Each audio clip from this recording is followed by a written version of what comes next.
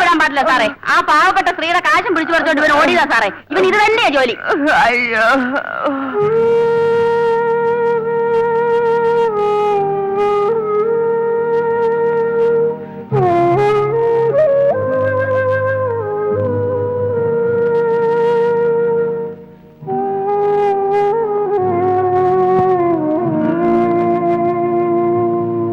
അയ്യോ, നെറ്റി മുറിഞ്ഞിരിക്കുന്നല്ലോ.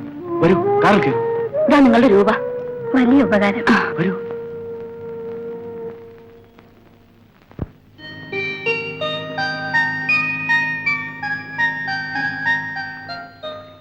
വലിയ ഉപകാരം കുഞ്ഞെ. ഇനി ഞാൻ പൊയ്ക്കോളാം. വരൂ. അല്ല, വീടൊന്നും ഇല്ലാന്ന് പറഞ്ഞ നിങ്ങൾ പിന്നെ എങ്ങോട്ടാ പോകുന്നത്? ആരോരും ഇല്ലാത്ത എനിക്ക് അങ്ങനെ വല്ലതും ഉണ്ടോ മോനെ? അമ്മയില്ലാത്ത എനിക്ക് നിങ്ങളെ കാണുന്നത് തന്നെ ആശ്വാസമാണ്. വിരോധമില്ലെങ്കിൽ എന്റെ കൂടെ താമസിക്കാം.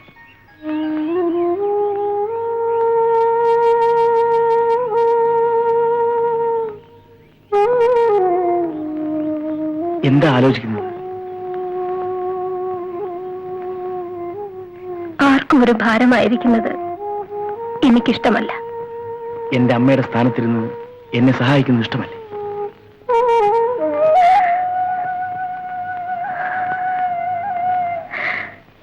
ശരി മോനെ. വരൂ അമ്മേ.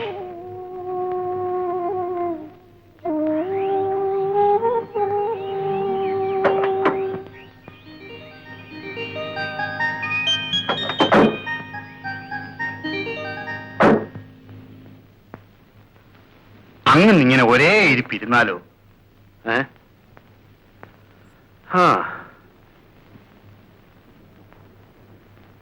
ഓ, ഞാൻ ഇനിയിപ്പോ ഇങ്ങനെ ഒറ്റയ്ക്ക് ജീവിച്ചിട്ട് എന്ത് ചെയ്യാനാ?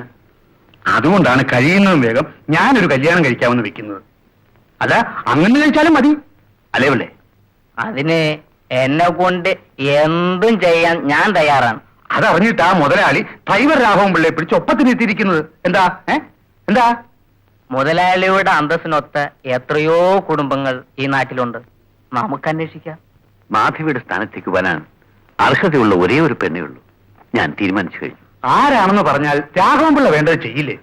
ഞാൻ തുറന്നു തന്നെ പറയാം. രാഘവൻ പിള്ളയുടെ മകൾ ലതയെ എനിക്കിഷ്ടമാണ്. മലയാളി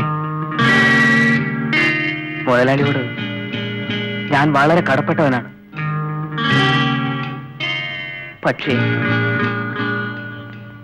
അതിന് പകരം എന്റെ മോളെ കച്ചവടമാക്കാൻ ഞാൻ തയ്യാറല്ല. രാഘവൻ പിള്ളേ, എന്റെ ഭാര്യയുടെ സ്ഥാനത്തേക്കാണ് ഞാൻ അവളെ ആഗ്രഹിക്കുന്നത്. മുതലാളിയുടെ മകളാകാനുള്ള പ്രായമേ അവൾക്കുള്ളൂ. ഈ ബംഗ്ലാവിൽ ഒരു രാജ്ഞിയായിട്ട് അവൾക്ക് വാഴാം. വേണ്ട മുതലാളി, അവൾക്ക് അർഹതയുള്ള ഒരു കുടുംബത്തിൽ അഭിമാനത്തോടെ ജീവിച്ചാൽ മതി. രാഘവൻ പിള്ളേ, അവസാനമായി നിങ്ങളൊരു തീരുമാനമെടുക്കുകയാണെങ്കിൽ പലതും ആലോചിച്ചിട്ട് വേണം. വരും വരായികൾ ഞാൻ ഏറ്റാ പോലെ. സ്വപ്നത്തിൽ പോലും ഇത്രയും വലിയ അന്തസ്സ് നിങ്ങൾക്ക് കിട്ടുകയില്ല. ഞാൻ ജീവിച്ചിരിക്കുന്നിടത്തോളം കാലം എന്റെ മോളെ നിങ്ങൾക്ക് സ്വപ്നത്തിൽ പോലും കിട്ടുകയില്ല. ഞാൻ പോകുന്നു. അവന്റെ ഒരു ധിക്കാരം കണ്ടില്ലേ? കാലമില്ലടാ, അവൻ വരും. എന്റെ കാറ്റിൽ വന്ന് വീഴും. മോളെ മോളെ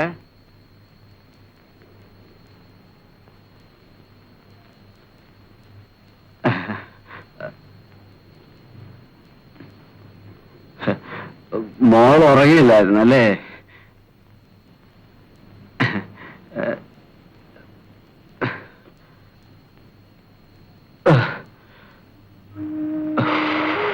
ഇന്നും മവാലമൂലാളിക്ക് കൂട്ടിരുന്നായിരിക്കും.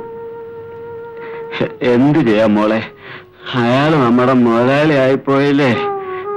അച്ഛൻ അറിഞ്ഞൂടെ ഞാനിവിടെ ഒറ്റയ്ക്കാണെന്ന്? മണി 11 അതെങ്കിലും പറഞ്ഞ് അച്ഛനോട് രക്ഷപ്പെടാമായിരുന്നില്ലേ? വരൂ, ഊണ് കഴിക്കാം. എനിക്ക് വിശക്കുന്നു.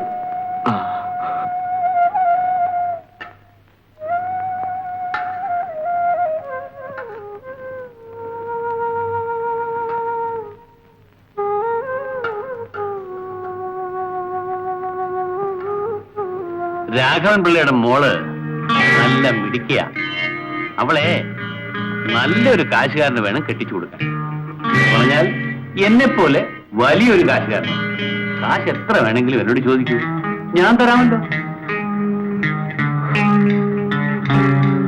എനിക്ക് ചോറ് വേണ്ട മോളെ.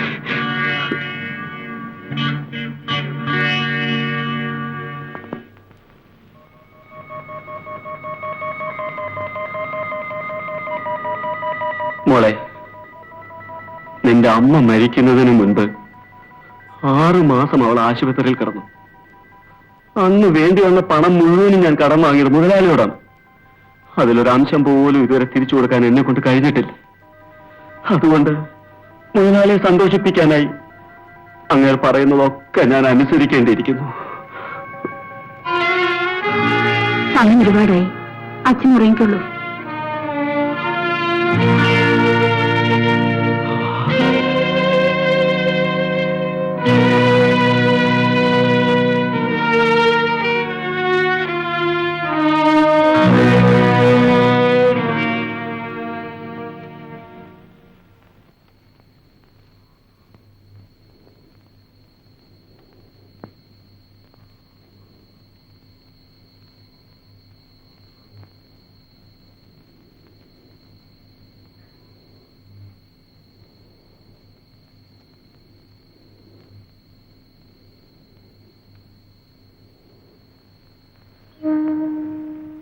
മോൻ ഇനിയും കിടന്നില്ലേ?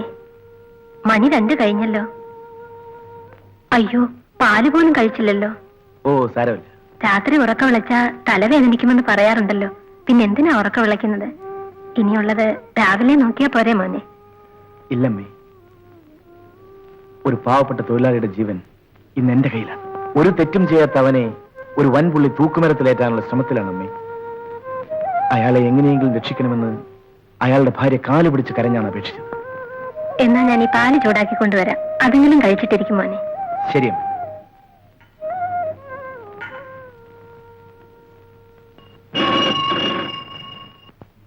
ഹലോ, ആര്? അഡ്വക്കേറ്റ് പത്മനാഭപിള്ളേ? ആ, കൊടുക്കണം. ആ, എന്താണ് ഈ അസമയത്ത്? ഓ, അങ്ങനെയാണ്. ലത എന്നോടൊന്നും പറഞ്ഞില്ലല്ലോ. ആ, ഞാൻ നോക്കിക്കോളാം. Good night. ഓക്കെ.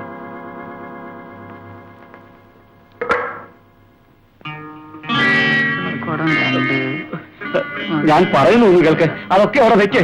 ഞാൻ അനുവാദം വാങ്ങിച്ചോളാം. സാറേ, സാധനങ്ങളൊന്നും മാറ്റരുതെന്ന് ഒന്ന് പറയൂ സാറേ. ഇത് കോടതി ഉത്തരവാണ്. നോട്ടീസൊക്കെ അയച്ചിട്ടല്ലേ ഞങ്ങൾ വന്നത്. മുതലാളി, ഒന്ന് മുതലാളി, എനിക്കൊരല്പ സമയം കൂടി തരണം.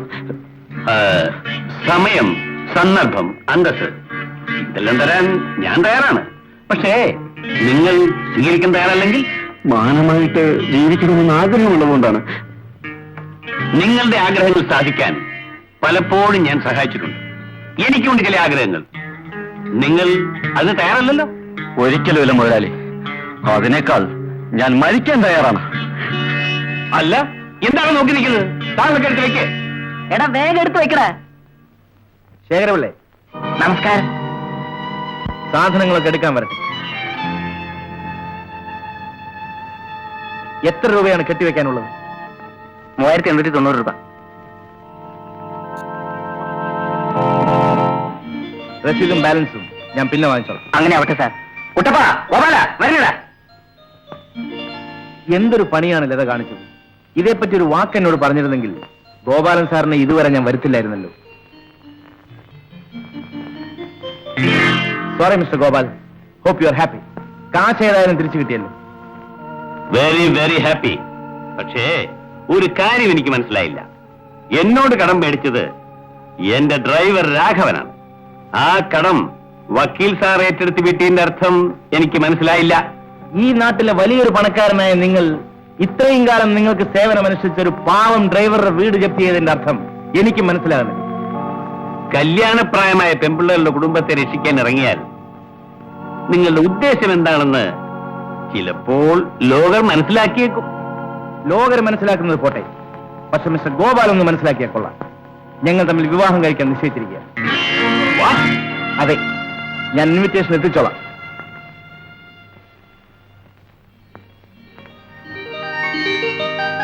വക്കീൽ സാർ എന്താണ് ഈ പറഞ്ഞതെന്ന് എനിക്കൊന്നും മനസ്സിലാകുന്നില്ല.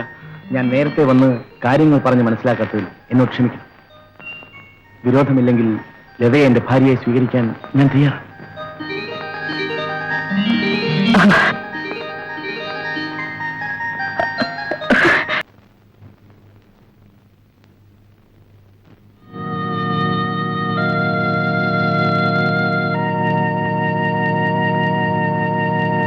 മോളെ, എന്താണ് അച്ഛാ?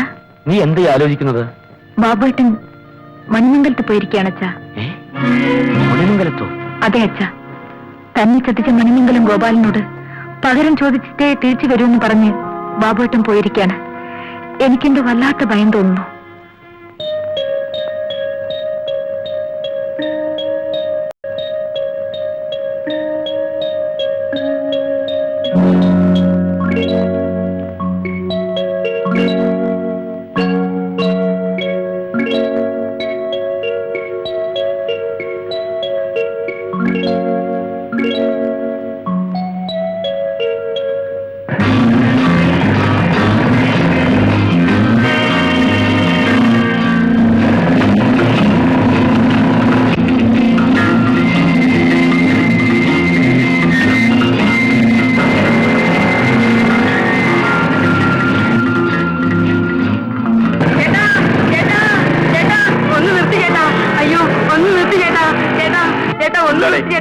അമ്മാന്റെ ചേച്ചിയെ പിടിച്ചോണ്ട് ചേട്ടാ. അതെ ചേട്ടാ, ഞങ്ങളെ രക്ഷിക്കണം ചേട്ടാ. രക്ഷിക്കാനോ? അമ്മാരിനെ ഒരുപാട് തല്ലി. എന്നിട്ട് ഞാൻ ഓടി വന്നതാ. എന്നിട്ട് ചേച്ചി എവിടെ? വരൂ, ഞാൻ കാണിച്ചു തരാം.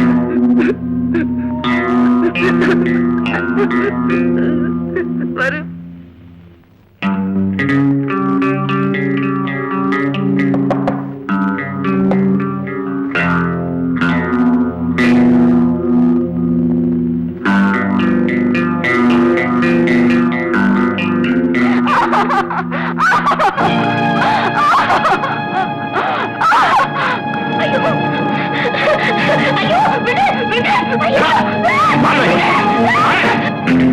ശാബാഷ്, മിടുക്കൻ.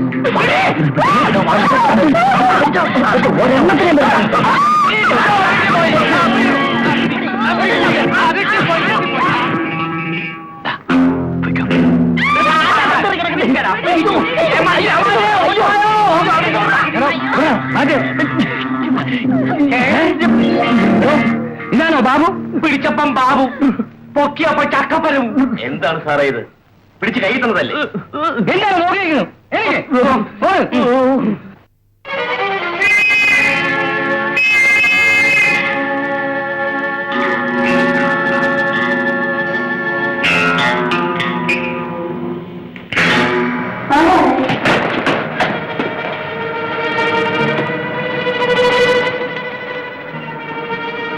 ആരാ ഇവിടെ ഒളിച്ചു നിൽക്കുന്നത്?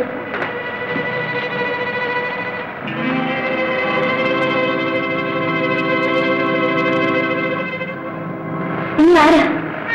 എന്തിനാ അവിടെ ഒളിച്ചു നിൽക്കുന്നത്? ആരെന്ന് പറയൂ. ഞാൻ പോലീസിന്റെ കയ്യിൽ നിന്ന് രക്ഷപ്പെടാൻ വേണ്ടി കയറിയതാണ്. വല്ല മോഷണമോ കൊലപാതകമോ നടത്തിയിട്ട് പൊളിക്കാൻ കിട്ടിയത് ഞങ്ങളുടെ വീടാണോ? അയ്യോ, ഞാൻ മോഷ്ടമോ കൊലപാതകമോ അല്ല.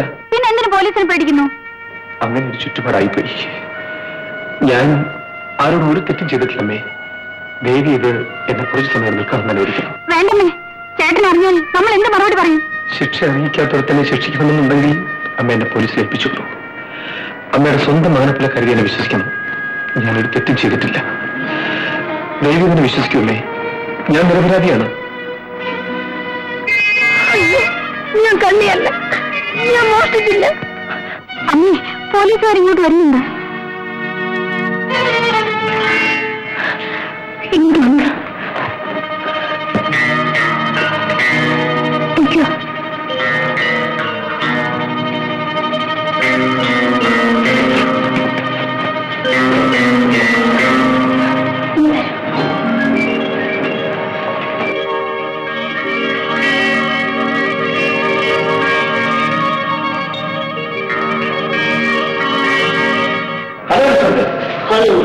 എന്താണ് ഈ ഒരു പുള്ളി കയ്യിൽ നിന്ന് വിട്ടുപോയി.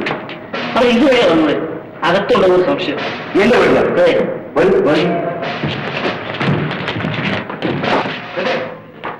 ഇവിടെ ആരും ഓടിക്കരുതെന്ന് പറയുന്നു. നിങ്ങൾ ആരെങ്കിലും കണ്ടോ? ഇങ്ങോട്ട് ആരും വന്നില്ലല്ലോ. വിളിച്ചേട്ടെ, നിങ്ങൾ മുകളിലേക്ക് പോകും. നിങ്ങൾ താഴെ എല്ലാ റൂം ചെക്ക്.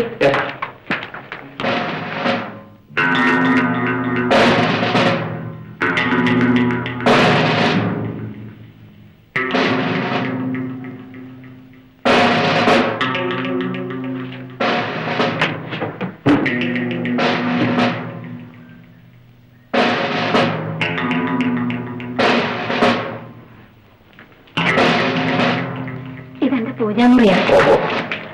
അപ്പൊ അതിനകത്ത് ആരും ഇല്ലായിരിക്കുമല്ലോ. എന്റെ അയ്യപ്പ മാത്രമേ ഉള്ളൂ. അതിനകത്ത് ഇരിക്കുന്നത്. അയ്യോ അയ്യപ്പൻ, അയ്യോ തെറ്റിപ്പോയി. അയ്യപ്പോ സ്വാമി ശരണം.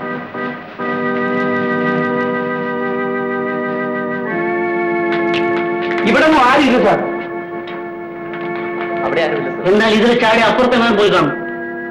ഇപ്പോ sorry for the trouble, mister Rajagopal. അങ്ങനെയൊന്നുമില്ല. കണ്ടുപിടിച്ചിരുന്നെങ്കിൽ അതിന്റെ ക്രെഡിറ്റ് എനിക്ക് കൂടെ കിട്ടിയത്. Thank you.